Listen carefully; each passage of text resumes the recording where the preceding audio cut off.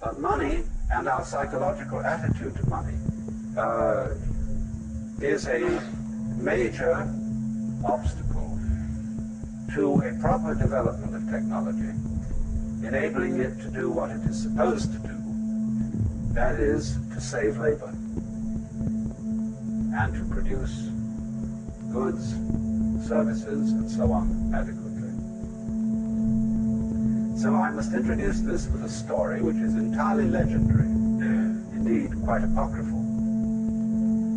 The great banks of the world at one time got absolutely sick of the expense and security measures involved in shipping consignments of gold from one bank to another. And so they decided that all the chief banks of the world would open offices on a certain island in the South Pacific, which was balmy and comfortable.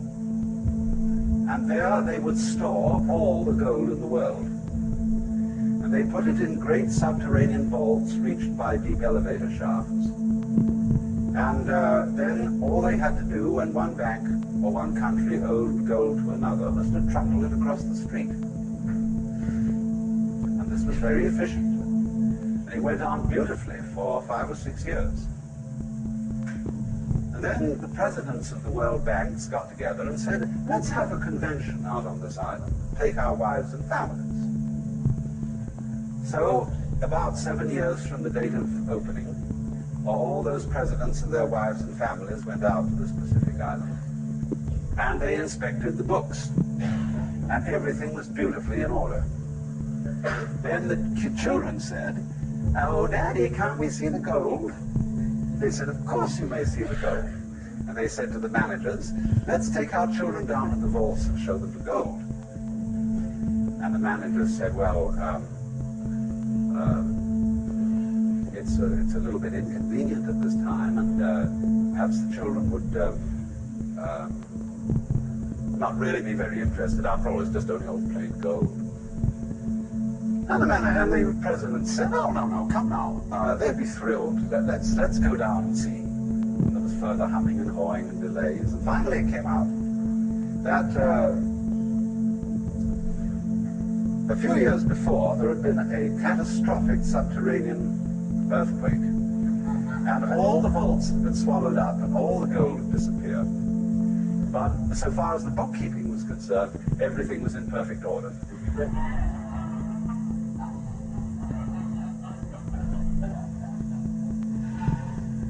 What this means then is that money is nothing but bookkeeping.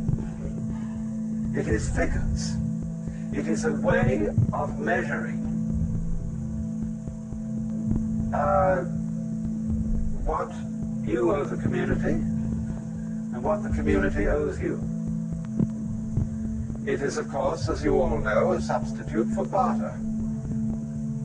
If you worked on a farm and the farmer paid you in terms of ears of corn, onions, cabbages, and other vegetables, and yet you wanted a pot and pan of some kind, and you took a few vegetables over to the man who so made pots and pans, and you swapped. Some people used cowrie shells to stand for money so that you wouldn't have to barter, carry around all these inconvenient loads of goods. And then, of course, gold was used, because gold was rare, because gold was supposed to have a constant value. You might ponder the question, when a banker buys gold, with what does he pay for it? The answer is a mystery called credit. Credit is bookkeeping. And as the economy of the Western world developed, it was found that there was not enough gold around, if it were to remain constant in value, to exchange goods and services. You could, of course, have changed the picture by putting down the price of goods and services to keep pace with the amount of gold in circulation. but nobody will ever put down the price. There's something in our psychology whereby prices always tend to go up. But at the same time, therefore, because the amount of gold in the world did not provide an adequate channel for the circulation of goods and services, all great industrial nations went heavily into debt. They created a thing called the national debt, which year by year gets bigger and bigger and bigger, to the horror and consternation of old-fashioned Republicans who pay their bills. But the reason for the increase of the national debt is extremely obvious. It is that with an expanding gross national product, there needs to be more and more money, that is to say, tokens of exchange, in order to circulate the amount of goods produced, which is ever increasing.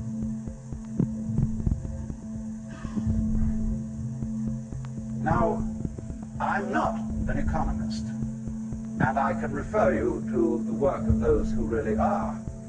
But any fool can see certain extremely fundamental principles about this whole situation. And I'm speaking of the thought today of a man called Robert Theobald, who sort of ties in with the general picture of people like McLuhan and Buckminster Fuller, in having very far-out thoughts and very adventurous thoughts about what we should do about money. But he is in the following of a man like Frederick Soddy, who was a Nobel Prize chemist, who was one of the first people to think really freshly about economics, or people like Silvio Gesell in Austria and Major Douglas in England. He's in that following. And the proposition that he puts forward is very simple. That money is a circulation of information, and in itself has no value. Gold, of course, has some value. It has some value for industry, and some value for dentistry, and some value for jewelry. But as a means of exchanging the goods and services of the world, it is as primitive as post horses for carrying the mail.